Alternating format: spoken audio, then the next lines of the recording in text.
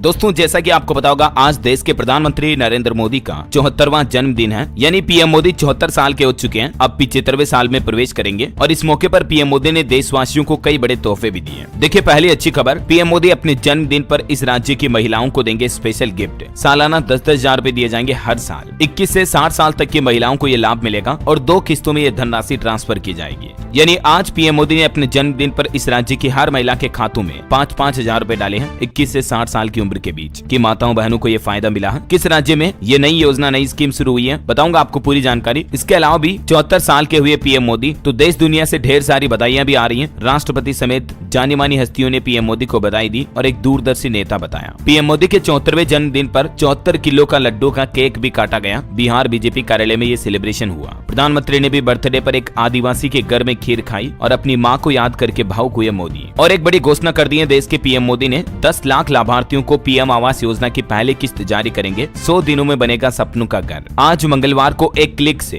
10 लाख लोगों को प्रधानमंत्री आवास योजना की पहली किस्त जारी कर दी गई है। किन किन लोगों को इसका फायदा मिला, इसके बारे में भी विस्तार से जानकारी आपको बताऊंगा आगे। फिलहाल देखते हैं दोस्तों, आज पीएम मोदी के जन्मदिन पर उनकी कुछ बड़ी उपलब्धियों और बड़े फैसलों के बारे में जानकारी। सबसे पहला तो एक खुलासा देखिए आप, जब मोदी 6 साल के थे तब उन्होंने कांग्रेस में काम किया। जब उनकी उम्र 8 साल हुई तब वो आरएसएस से जुड़े। 4 बार गुजरात के मुख्यमंत्री रह चुके हैं और 3 बार हमारे भारत के प्रधानमंत्री बने। उनके द्वारा बतौर भारत के प्रधानमंत्री पद पर रहते हुए लिए गए कुछ बड़े फैसलों की जानकारी देखिए आप। नोटबंदी की, 500 और 1000 के नोट रातों रात बंद कर दिए और अभी तो 2000 के नोट भी बंद हो चुके हैं, आपको पता ही है। बालाकोट एयर स्ट्राइक पर बड़ा एक्शन, पाकिस्तान की सीमा में जाकर मारे 300 आतंकी। कोरोना काल के दौरान जो लॉकडाउन लगा, उस दौरान देश भर में सब कुछ बंद कर दिया गया। पीएम ने अचानक पाकिस्तान पहुंचे, लाहौर का दौरा भी किया, नवाज से गले भी मिले। 2015 की घटना ये। जम्मू कश्मीर से आर्टिकल 370 को हटाया गया और जम्मू कश्मीर का विशेष राज्य का दर्जा भी खत्म किया। भारत में सीएए कानून लागू हुआ। ट्रिपल तलाक को पूरी तरह से खत्म किया गया। मुस्लिम माताओं बहनों को बड़ा तोहफा दिया और भी राम मंदिर, नई संसद भवन समेत कई बड़े फैसले लिए। चलिए सबसे पहले पीएम मोदी की टाइमलाइन पर नजर डालते हैं कुछ। देखिए, सबसे पहले उनकी कुछ सियासी विरासत के डेटा। पीएम मोदी के कार्यकाल में बीजेपी दुनिया की सबसे बड़ी पार्टी बनी, 18 करोड़ मेंबर्स के साथ। वर्ल्ड की ग्लोबल सबसे बड़ी पॉलिटिकल पार्टी है अभी भारतीय जनता पार्टी। वहीं दोस्तों, लगातार 3 बार पीएम बनने वाले पहले गैर कांग्रेसी प्रधानमंत्री भी बन चुके हैं पीएम मोदी। 21 प्रदेशों में यानी 21 राज्यों में उनकी सरकार रही। पहली बार 2014 में पूर्ण बहुमत वाली गैर कांग्रेसी सरकार बनाई प्रधानमंत्री ने अपने नेतृत्व में। पहली बार भारत के 21 प्रदेशों में मतलब राज्यों में बीजेपी की सरकार बनी 2018 में। 2019 में पहली बार गैर कांग्रेसी पार्टी को 300 से ज्यादा लोकसभा सीटें मिली। 2023 में पहली बार राज्यसभा में बीजेपी सांसदों की संख्या 96 हुई। 2024 में पहली बार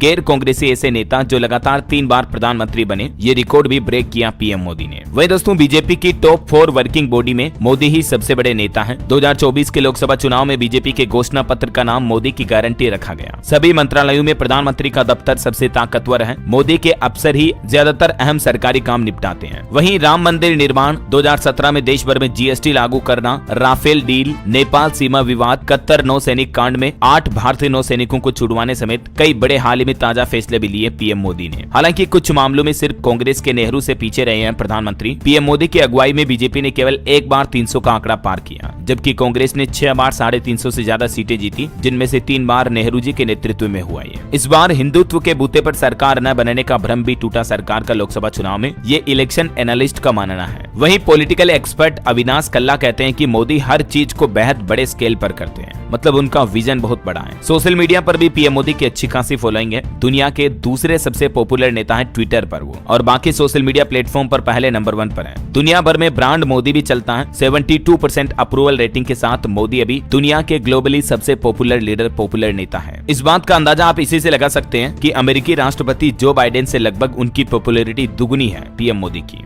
न सिर्फ ग्लोबली बल्कि हमारे देश में भी ब्रांड मोदी चलता है। एक अमेरिकी रिसर्च फर्म ने भी ये माना कि मोदी भारत में अपने आप में एक ब्रांड है। हालांकि पीएम मोदी कुछ महंगे कपड़े, स्टाइलिश लुक, मोदी जैकेट के नाम से भी मशहूर है। उनके व्यक्तित्व की विरासत का इतिहास देखिए जरा। इंदिरा गांधी के जैसे ही पार्टी का नेतृत्व कर रहे हैं मोदी अभी। मोदी की लोकप्रियता उनकी पार्टी यानी बीजेपी से भी ज्यादा है। ग्लोबल स्टेज पर भी पीएम मोदी एक कॉन्फिडेंट लीडर है, मतलब दुनिया भर के नेताओं से मिलते हैं और कॉन्फिडेंटली उनसे बात करते हैं, हाथ मिलाते हैं, आंख में आंख डालकर। कैबिनेट बैठकों में अलग बैठकर मैसेज देते हैं मोदी। कुछ बड़े फैसलों की विरासत देखिए उनकी। नोटबंदी का एक बहुत ही बड़ा फैसला रहा पीएम मोदी के इतिहास का। 500 और 1000 के नोट रातों रात बंद कर दिए थे। बाकी जो पाकिस्तान की बालाकोट एयर स्ट्राइक की घटना आपको पता ही होगी। कोरोना महामारी लॉकडाउन के दौरान देश में सब कुछ बंद किया। 2015 25 दिसंबर को पीएम मोदी ने अचानक लाहौर का दौरा भी किया और नवाज से गले मिले। बांग्लादेश से भी पीएम ने एक बड़ा समझौता किया। 51 गाँव के बदले भारत के 111 गाँव दिए। जम्मू कश्मीर से आर्टिकल 370 हटाकर विशेष राज्य का दर्जा खत्म किया। CAA यानी कि समान नागरिकता कानून लागू करके पड़ोसी देश के गैर मुस्लिमों को भारत में नागरिकता दी। मुस्लिम लड़कियों महिलाओं के लिए ट्रिपल तलाक को खत्म किया और 3 तलाक को एक अपराध बनाया। EWS रिजर्वेशन पर भी बड़ा फैसला लिया। आर्थिक तौर पर कमजोर सामान्य वर्ग को 10% आरक्षण का बहुत ही बड़ा फैसला रहा मोदी कार्यकाल का। दोस्तों, जिस तरह से चाचा नेहरू हमारे देश में हर वर्ग के नेता रहे, ठीक इसी तरह से मोदी भी अब ये कोशिश कर रहे हैं। मोदी मतलब स्ट्रॉन्ग नेशनलिज्म और अग्रेसिव स्टैंड। ये इलेक्शन एनालिस्ट अमिताभ तिवारी का कहना है। मोदी की लेगेसी को ये 4 बातें एक्सप्लेन करती हैं: stable leadership, clear decision making, better schemes और स्ट्रॉन्ग जियोपॉलिटिक्स। मोदी अपने फैसलों से हर वर्ग के दिल में जगह नहीं बना पाए, ये कहना है रशीद किदवई का। बाकी कुछ निर्माण भी देखिए पीएम मोदी के कार्यकाल के। नए संसद भवन का निर्माण किया, राम मंदिर का उद्घाटन किया पीएम ने अपने हाथों से, स्टेच्यू ऑफ यूनिटी का निर्माण किया, शहीदों की याद में नेशनल वॉर मेमोरियल बनाया। गुजरात अहमदाबाद में दुनिया का सबसे बड़ा cricket stadium Narendra Modi stadium बना। मूर्तियों मंदिरों के जरिए भी विरासत छोड़ने की कोशिश की पीएम ने और आने वाली पीढ़ियों को कई विकसित भारत के संदेश देने की कोशिश भी की है। विकसित भारत और न्यू इंडिया की नींव रख रहे हैं PM Modi. Amitabh Tiwari election analyst का यह मानना है। अपने भाषण के जरिए अपनी मजबूत और लोकप्रिय इमेज बनाई। लोकसभा चुनाव 2014 से लेकर अब तक पीएम मोदी ने ये कुछ बड़े फैसले लिए हैं। मन की बात कार्यक्रम, परीक्षा पर चर्चा। देश भर के कई एक्सपर्ट ये मानते हैं कि मोदी वो है जो सब कुछ कर सके हैं। तो ये तो कुछ पीएम की हिस्टोरिकल टाइमलाइन रही पॉलिटिकल करियर की, मैंने आपको बता दी एक साथ। आइए अब देखते हैं दोस्तों की पीएम मोदी के जन्मदिन पर सरकार ने क्या कुछ बड़े फैसले लिए हैं। एक तो दोस्तों देश भर में कई राज्यों में आज से ही स्वच्छता ही सेवा अभियान की शुरुआत होने जा रही है। राजस्थान, उत्तर प्रदेश, उत्तराखंड समेत, जो कि 2 अक्टूबर तक चलेगा। पीएम मोदी का जन्मदिन मनाने के लिए काशी पहुंचे मुख्यमंत्री योगी आदित्यनाथ। कानून व्यवस्था पर समीक्षा बैठक भी की। बाढ़ प्रभावित इलाकों में भी पहुंचे।